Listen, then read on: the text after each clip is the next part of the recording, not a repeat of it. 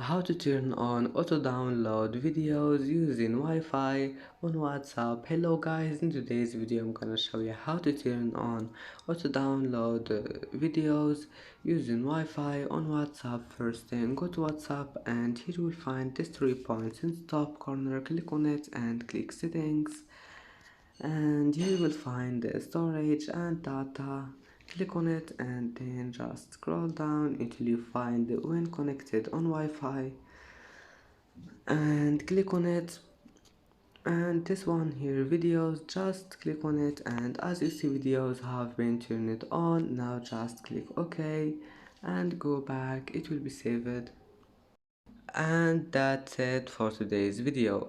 If you like this video, don't forget like and subscribe, and thank you for watching this video until the end. And now see you in the next video.